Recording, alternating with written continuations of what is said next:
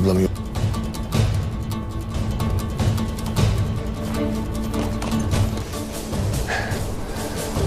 Hadi. La ilahe illallah. Baba! Baba! İnna lillahi ve inna ileyhi raciun. Baba!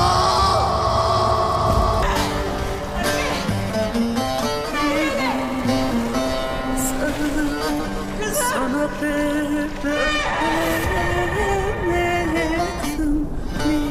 beni bana.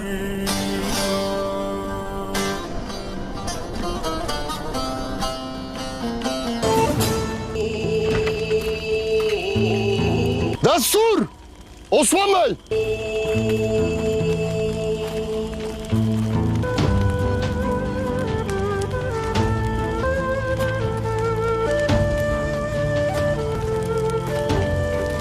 Alpar! Beyim. Osman Bey.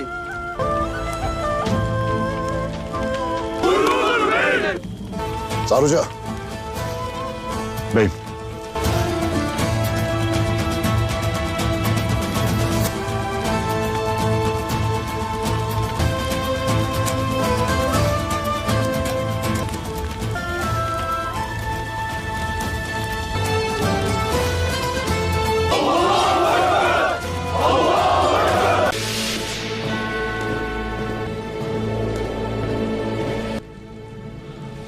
Yusuf. Kes sesini. Ya Allah! İlmay!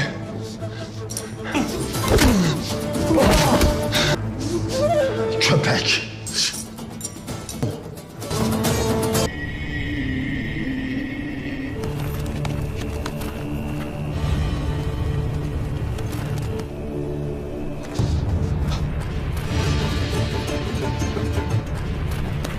Orhan Bey.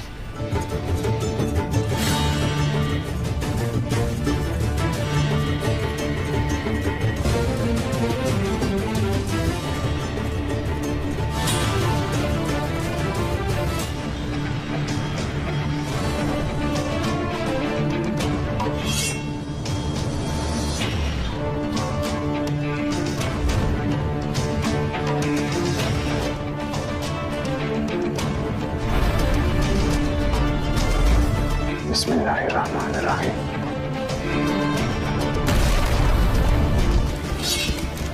Ne oluyor?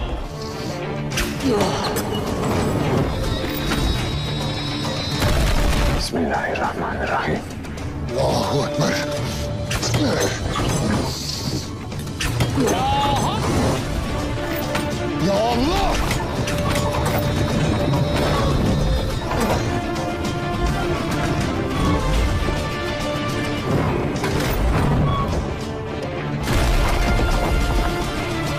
Ya Allah! Hak.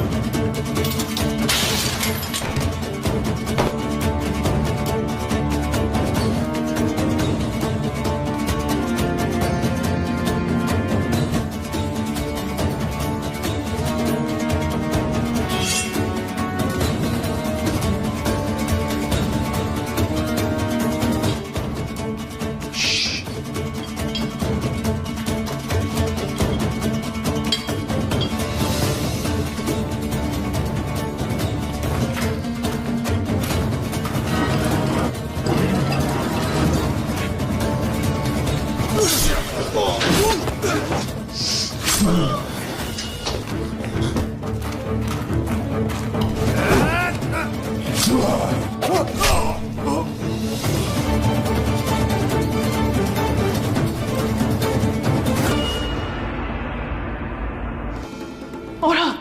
Orhan! Karaca İhsan. Orhan Bey.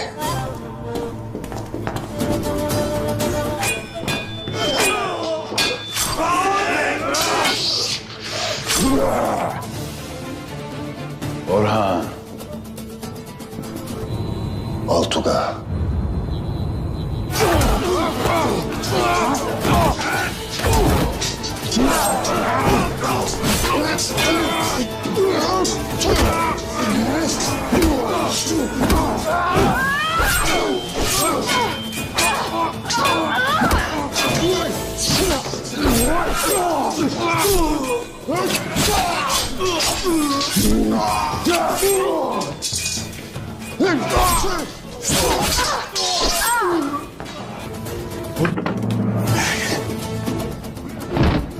Orhan Bey, gel, gel.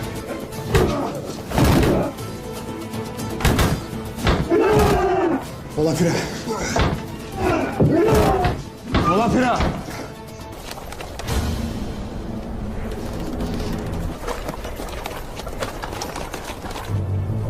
İlvay. Neyi?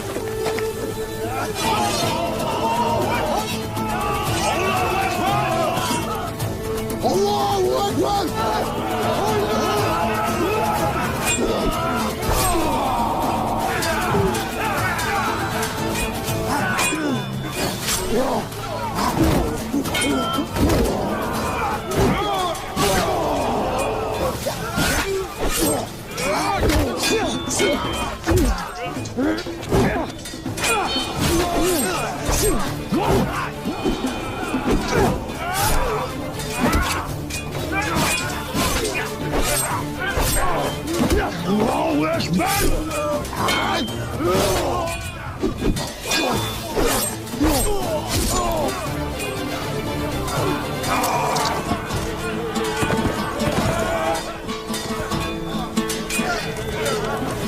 Şahane.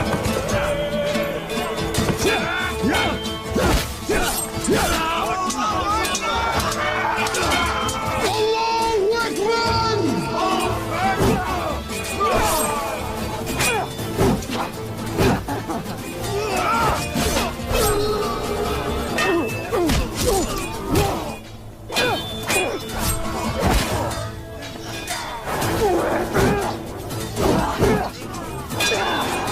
Hay maşallah. Şehnaz abi. Sen!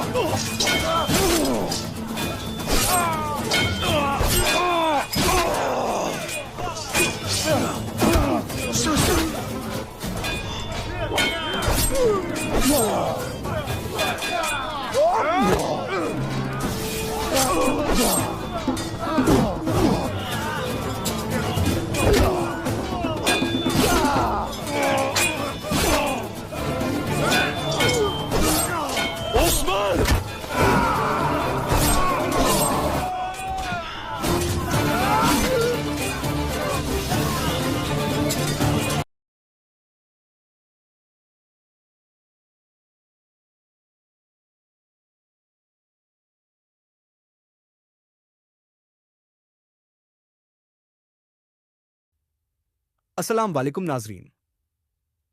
आज के episode में हम आपको एक बार फिर उस दौर में ले चलेंगे जब सलीबी और मुसलमान अपने अपने ईमान और अकीदों के लिए मैदान जंग में उतरते थे। इस एपिसोड की शुरुआत कुछ शहर से होती है जहां विलियम अपनी किताब लिखने में मशगूल है। जारिबाब यार कुद्स में विलियम का बयान। विलियम की आवाज गूंजती है जो अपने कलम से एक पोशीदा बंधन का जिक्र करता है।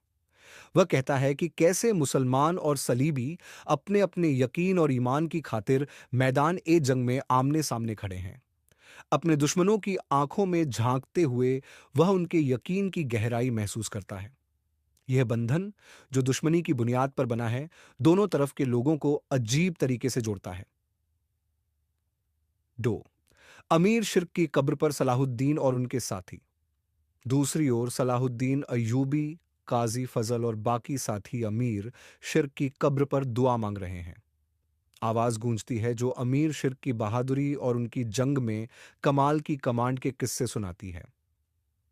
सलाहुद्दीन अय्यूबी अमीर शिर्क की तलवार उनकी कब्र पर रखकर अपने जज्बात का इजहार करते हैं। वह उस लम्हे को याद करते हैं जब अमीर शिर्क ने अपनी जान देकर उनकी जिंदगी बचाई थी। सलाहुद्दीन अय्यूबी का वजीर बनना। अमीर शिर्क की मौत के बाद सुल्तान नूरुद्दीन महमूद जंगी का एक खत आता है। यह खत सलाहुद्दीन अय्यूबी को वजीर का ओहदा संभालने का हुक्म देता है। सलाहुद्दीन अय्यूबी वजीर का लिबास पहनते हैं और उनके दिल में अपने फराइज को पूरी ईमानदारी से निभाने का अज़्म होता है। उनकी आवाज गूंजती है जिसमें वह कहते हैं, मेरा तख्त सिर्फ मेरे घोड़े की जीन है। 3 सिपाहियों का सफर और तिजारती खतों का बंटवारा। 3 सिपाही सलाहुद्दीन के मकतूब लेकर रवाना होते हैं। एक खत बगदाद पहुंचता है जिसमें सलाहुद्दीन अपनी रियासत के उसूल और इंसाफ का पैगाम देते हैं। हर खत में सलाहुद्दीन की फिक्र झलकती है। हमारी कोशिशें जारी रहेंगी जब तक कि इस्लाम का बोलबाला नहीं हो जाता। कराइन 5वां दीवान इंसाफ की शुरुआत। सलाहुद्दीन अय्यूबी अपने दीवान में दाखिल होते हैं। काजी फजल और बाकी लोग उनका इस्तकबाल करते हैं। सलाहुद्दीन कहते हैं, लोगों को इंसाफ का इंतजार मत करवाओ, उन्हें अंदर आने दो। पहला फरियादी गन्ने के खेतों में काम करने वाला एक गुलाम होता है। गुलाम अपनी परेशानी बयान करता है कि उसका मालिक खाना नहीं देता और हक मांगने पर जुल्म करता है। सलाहुद्दीन इस मसले को अपनी नजरों से देखने का वादा करते हैं। अल्लाह टा काफिले पर हमला और कैरक की चाल। दूसरी ओर काफिले पर हमला होने की खबर आती है। सलाहुद्दीन को मालूम होता है कि कैरक के इलाके में लुटेरे मुसलमानों की तिजारत को नुकसान पहुंचा रहे हैं। वह मदद से कहते हैं, मिस्र की हिफाजत के लिए हमें इस रुकावट को जड़ से उखाड़ फेंकना होगा। जहां ने 7वीं नई जिम्मेदारियों का बंटवारा। सलाहुद्दीन अपनी टीम को नए ओहदों से नवाजते हैं। काजी फजल को दीवान इंसाफ का प्रमुख और अपने नायब के तौर पर चुना जाता है। सरदार ज़ादे और बाकी अधिकारियों को भी अहम जिम्मेदारियां सौंपी जाती हैं। कराते गण को खजांची और तहसीलदार का ओहदा मिलता है जिससे वह बेहद खुश हो जाते हैं। 8 दीवान ए इंसाफ का आगाज। लोगों को एक एक करके अंदर बुलाया जाता है। हर फरियादी की बात ध्यान से सुनी जाती है और इंसाफ का वादा किया जाता है। सलाहुद्दीन कहते हैं, मजलूम मेरे परों तले हैं और जालिम मेरी तलवार के साये में। काग 9वीं सुल्तान का मकसद और आखिरी बात। एपिसोड के आखिर में सलाहुद्दीन अयूबी मस्जिद ए अक्सा को अपनी मंजिल बताते हैं। वह कहते हैं, हमारी कोशिशें तब तक जारी रहेंगी जब तक कि इस्लाम का परचम पूरी दुनिया में बुलंद नहीं हो जाता। नाजरीन, आज की इस दिलचस्प कहानी ने हमें सलाहुद्दीन अयूबी के अज़्म, बहादुरी और इंसाफ की झलक दिखाई। अगर आपको यह एपिसोड पसंद आया हो तो इसे लाइक और शेयर करें। हमारे चैनल को सब्सक्राइब करना न भूलें और बेल आइकन दबाएं ताकि नए एपिसोड की खबर आप तक सबसे पहले पहुंचे। अल्लाह हाफिज। उनका मकसद सिर्फ फतह नहीं बल्कि अमन और इंसाफ। सलाहुद्दीन अयूबी का असली मकसद सिर्फ फतह हासिल करना नहीं था, बल्कि एक ऐसा निजाम कायम करना था जिसमें हर इंसान को उसकी हकूक और इज्जत मिले। उनकी यह सोच उन्हें सिर्फ एक योद्धा नहीं बल्कि एक रहबर बनाती है। उन्होंने अपनी रियासत में ऐसा निजाम बनाया जिसमें हर मजहब के लोग अमन और शांति से रह सकें। वह कहते थे, मेरा असली तख्त मेरा ईमान है और मेरी ताकत मेरा इंसाफ। जरहागी। कुद्स उनकी अजीम फतह का निशान। कुद्स की फतह सिर्फ मुसलमानों के लिए नहीं बल्कि पूरी इंसानियत के लिए एक सीख थी। यह फतह दिखाती है कि जब ईमान, हिम्मत और इंसाफ का मेल होता है तो कोई ताकत उसे रोक नहीं सकती। कुद्स की जंग में उनकी हिकमत ए अमली और बहादुरी ने सलीबियों को मात दी, लेकिन फतह के बाद उन्होंने नफरत की जगह मोहब्बत और अमन का पैगाम दिया। सलाहुद्दीन का पैगाम आज के दौर के लिए। सलाहुद्दीन अयूबी की जिंदगी और उनके किरदार का सबसे बड़ा पैगाम यह है कि चाहे हालात कितने ही मुश्किल क्यों ना हो, अगर इंसान अपने मकसद और अपने ईमान पर कायम रहे तो वह हर मुश्किल को पार कर सकता है। आज के दौर में जब दुनिया कई तरह की परेशानियों और तकरार से गुजर रही है, सलाहुद्दीन की जिंदगी हमें यह सिखाती है कि इंसाफ और अमन ही सच्ची तरक्की का रास्ता है। उनका यह यकीन कि मजलूमों की मदद और जालिमों के खिलाफ खड़ा होना हर इंसान का फर्ज है, हमें आज भी राह दिखाता है। आखिरी अल्फाज। नाजरीन, इतिहास के ये किस्से हमें सिर्फ पुराने जमाने की बातें बताने के लिए नहीं हैं, बल्कि यह हमें यह सिखाने के लिए है कि आज हम कैसे बेहतर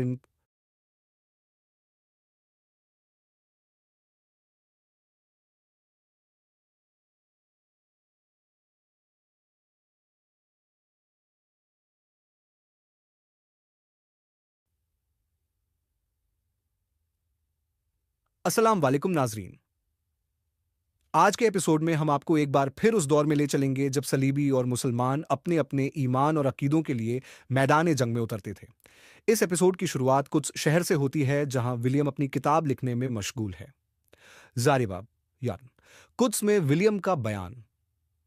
विलियम की आवाज गूंजती है जो अपने कलम से एक पोशीदा बंधन का जिक्र करता है। वह कहता है कि कैसे मुसलमान और सलीबी अपने अपने यकीन और ईमान की खातिर मैदान ए जंग में आमने सामने खड़े हैं। अपने दुश्मनों की आंखों में झांकते हुए वह उनके यकीन की गहराई महसूस करता है। यह बंधन जो दुश्मनी की बुनियाद पर बना है, दोनों तरफ के लोगों को अजीब तरीके से जोड़ता है। अमीर शिर्क की कब्र पर सलाहुद्दीन और उनके साथी। दूसरी ओर सलाहुद्दीन अयूबी, काजी फजल और बाकी साथी अमीर शिर्क की कब्र पर दुआ मांग रहे हैं। आवाज गूंजती है जो अमीर शिर्क की बहादुरी और उनकी जंग में कमाल की कमांड के किस्से सुनाती है। सलाहुद्दीन अयूबी अमीर शिर्क की तलवार उनकी कब्र पर रखकर अपने जज्बात का इजहार करते हैं। वह उस लम्हे को याद करते हैं जब अमीर शिर्क ने अपनी जान देकर उनकी जिंदगी बचाई थी। सलाहुद्दीन अयूबी का वजीर बनना। अमीर शिर्क की मौत के बाद सुल्तान नूरुद्दीन महमूद जंगी का एक खत आता है। यह खत सलाहुद्दीन अयूबी को वजीर का ओहदा संभालने का हुक्म देता है। सलाहुद्दीन अयूबी वजीर का लिबास पहनते हैं और उनके दिल में अपने फराइज को पूरी ईमानदारी से निभाने का अज़्म होता है। उनकी आवाज गूंजती है जिसमें वह कहते हैं, मेरा तख्त सिर्फ मेरे घोड़े की जीन है। 3 सिपाहियों का सफर और तिजारती खतों का बंटवारा। 3 सिपाही सलाहुद्दीन के मकतूब लेकर रवाना होते हैं। एक खत बगदाद पहुंचता है जिसमें सलाहुद्दीन अपनी रियासत के उसूल और इंसाफ का पैगाम देते हैं। हर खत में सलाहुद्दीन की फिक्र झलकती है।